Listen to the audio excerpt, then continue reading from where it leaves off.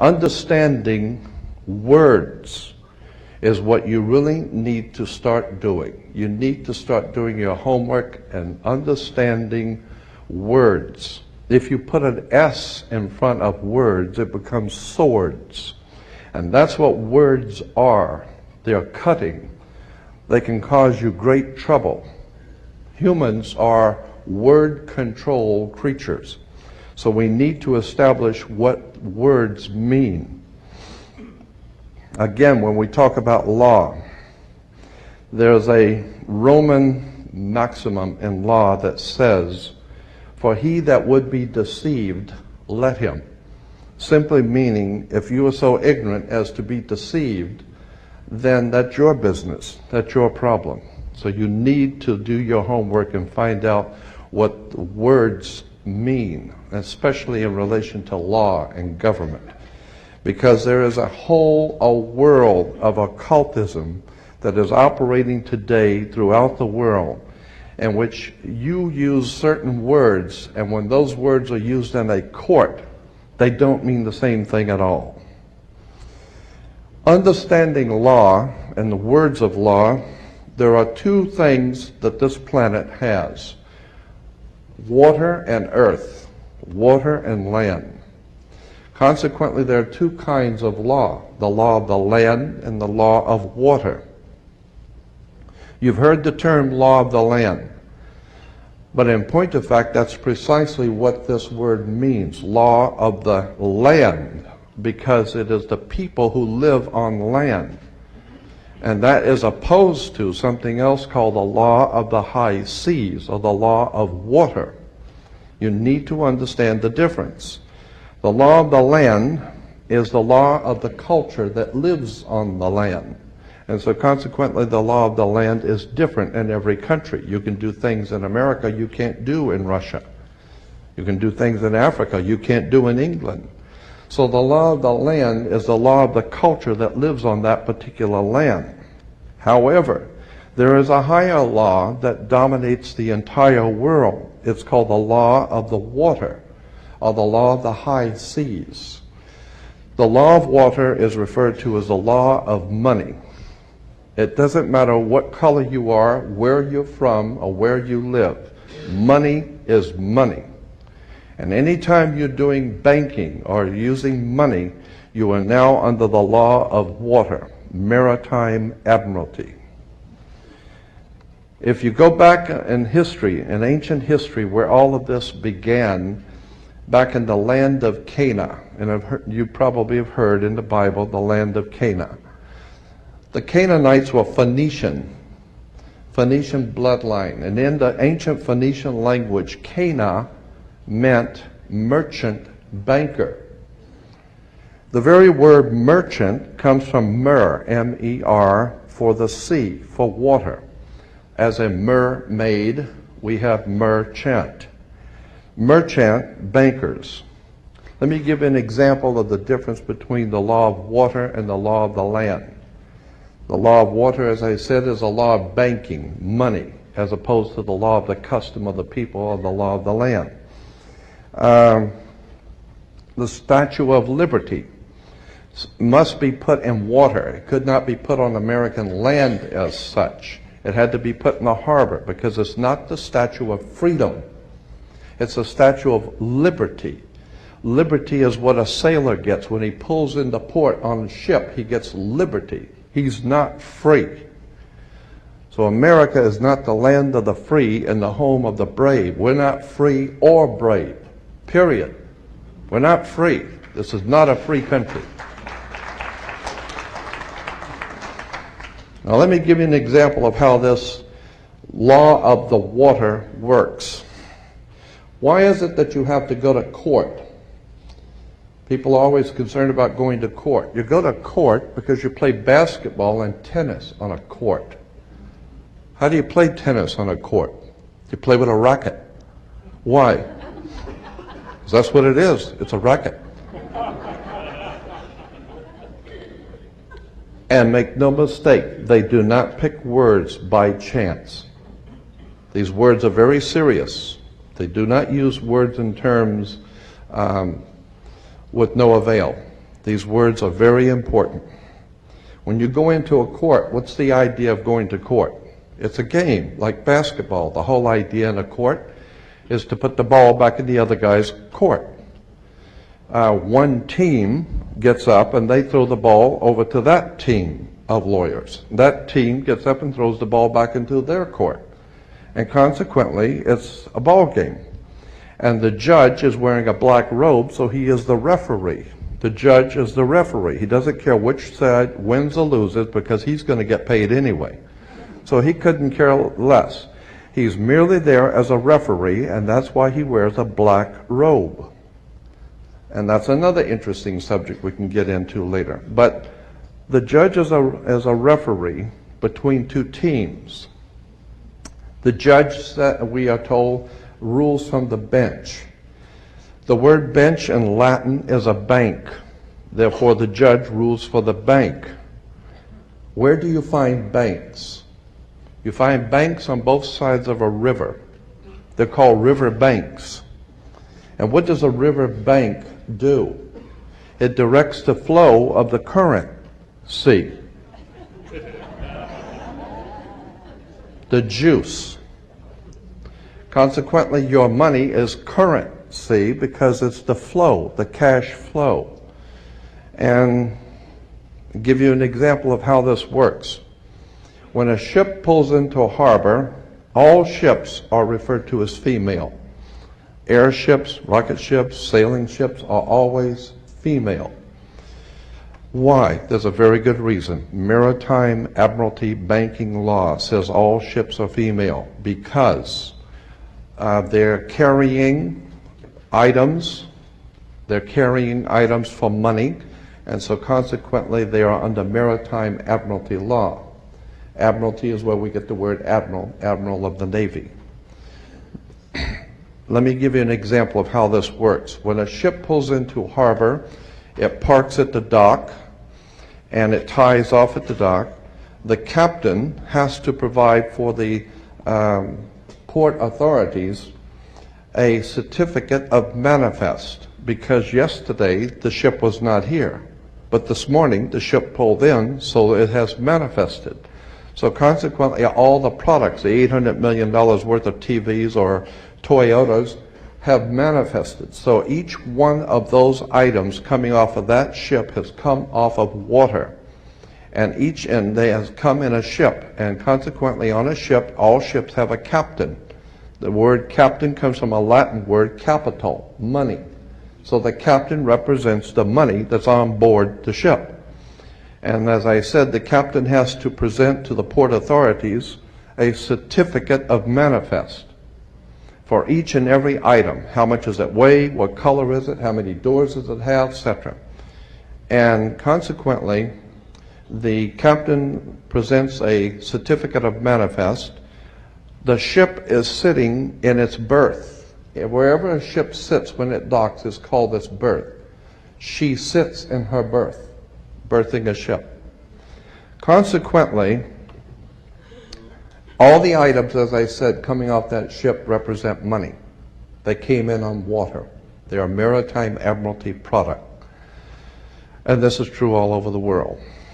Now, when you were born, your mother's water broke. And when your mother's water broke, you came out. And this is why you have to have a birth certificate, because you are a Maritime Admiralty product under international law. You are considered, your body is considered a Maritime Admiralty product. Your mother delivered you. This is why if you go to Sears and buy a refrigerator, they will ship it to you.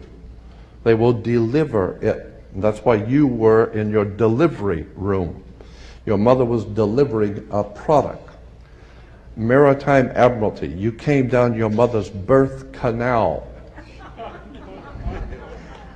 And once you, and as you're taking one of the televisions or the cars off the ship and it falls down and breaks, that's all right. Sometimes they're stillborn, so consequently you've lost money on that one. Therefore, you have to have a death certificate, and it's always signed by the doc. The dock has to sign your birth certificate and your death certificate. All of these words and terms are maritime admiralty banking words. And therefore, if you understand lawyers and judges and courts and government are all under international maritime admiralty law. All religions, all churches in the world operate under maritime law. This is why all churches are divided into denominations, like 20s and 50s and 100s. Serious. This is why they're called denominations, because all churches are nothing more than the product of maritime admiralty banking. It's an extraordinary story of occult treason, high treason and crimes against the state. Make no mistake about it. There has never been a country on the face of the earth as far back into history as you can go. There has never existed a country in which the people rose up and demanded their right to be free. Never. The concept of human, spiritual, intellectual, and physical freedom is a totally concept that has never, ever existed on the earth. The only time that has ever come into existence was the founding of this country, where it was understood that we were sovereigns and we owned our bodies, and consequently, since 1868, we're now on the International Maritime Admiralty Law. Think about this. When cowboys in Indian movies, when the cowboys would ride into town, they'd get off the horse, they were wearing guns. How come they could walk into a bar carrying guns? And if two guys got in an argument, they could go out on the street and draw on each other in front of the sheriff's office, and the sheriff would do nothing. How come? How come that men could go out in the street and shoot each other in front of everyone and had nothing be done about it? The reason why is because before 1868, all Americans were considered sovereigns. And that's one of the nice things about being a sovereign, is you have the right to be yourself. And consequently, you need to understand that, in one last point I'm going to make before I introduce your speaker, that in 1868 there was a corporation founded. Anyone can incorporate a company. Well, in 1868 there was a company incorporated. And in that particular company, the founders of that company they referred to it as the United States Corporation. And they stipulated that anybody who would be a member of that corporation or work for that corporation would be called not an employee, but a citizen. So today, if you are asked, are you a citizen of the United States, what you think you're being asked is, are you lawfully in this country to do business? That's not lawfully what's being asked. They didn't ask if you're in America lawfully. They ask you a specific question. Are you, of your own volition, out of your own mouth, testifying that you are a citizen of the United States? Because in that way, citizen of the United States means you are an employee of a foreign corporation operating on international maritime law. So today, the President of the United States is the president of a privately owned company. The company is called United States. And the word president is always a word that is used in corporate law. Banks have presidents. All companies have presidents. So there's a corporation called United States, privately owned, and it has a president. President Bush is not the president of America. President Bush is the president of a privately owned company. Privately owned, out of England. And you need to understand words and terms. Because I believe that there is a divine presence in the universe that men call God, and one day that divine presence is going to move on the earth, and we're going to see freedom come back to this world. And when it does, you're going to need to understand words and terms and how they have been used to trick you.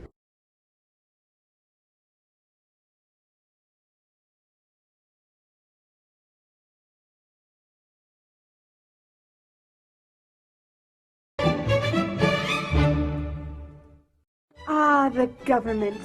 It loves you and wants to keep you safe and well. It even wants to make paying taxes, fines, and court costs easier for you. How? Well, you'll need to meet your straw man. He was born the same day you were. He looks like you, has the same name, and lives in your house, but you never knew he existed. You will have even paid his parking tickets or taxes. The worst part? He's been dead from day one. From every birth certificate, a legal personality, or legal fiction, is created with the same name to confuse little old you into thinking it's you. So, there is a human you and a paper you, or as it's commonly known, a straw man. So when it seems like government officials, court clerks, or the police are speaking English, they aren't. They're speaking legalese, designed to make you agree to verbal and written contracts without even knowing about it, all spun from Black's Law Dictionary. For example, when the police say, "Do you understand?" you'll say, "Yes." What they are really saying is, "Do you stand under our authority?" Oops-a-daisy, you just created a verbal contract with them. Oh, you clever government. Did you know that whenever you register something, you are handing over title to the person you register it with? That's right. Whenever you register something with the government, they assume it belongs to them. Registered your car? Super! Now you are the registered keeper of your vehicle, and the government can crush it when you don't pay your, straw man's taxes. Expecting a new bundle of joy? Well then you need to register your little darling with a birth certificate. Then they can start the process all over again and create a new straw man for your little one. Isn't that great? So when Junior grows up, he'll be able to generate revenue just like you have. When you notify on your baby by signing the birth certificate, your child becomes a ward of state, and if the government doesn't like what you're doing, they'll assume it's okay to take the child away, or make new rules for things they don't like. Not enough school? Smacking your child? Shouting too loudly? Then it's off to social services for the little one. When you get a bill, it's sent to you, but belongs to your straw man, not you. That's why bills, fines, and summons start with Mr., Mrs., or Ms. Sometimes you'll see your surname in capitals, just like on a gravestone. That's because your straw man is dead, and just a silly piece of paper, created before you could comprehend or even consent to it. When you go to court, you represent your straw man, so you, the human, take on any costs, fees, taxes, and fines involved for the straw man. The human you doesn't even need to pay them. But you made a contract with the court by appearing on behalf of your legal personality or straw man, just like the government knew you would. Confused? Well, don't worry. The government doesn't want you to know anyway. If you knew, you'd stop paying things like council tax and parking tickets. Because when you go to court, you are representing your straw man. You are you, alive and made of flesh and blood. Your straw man, or legal personality, is a piece of paper created from your birth certificate. And you think it's you. What a silly Billy. Would you like to know more? Well then go over to tpuc.org. Get up, get informed, and get real.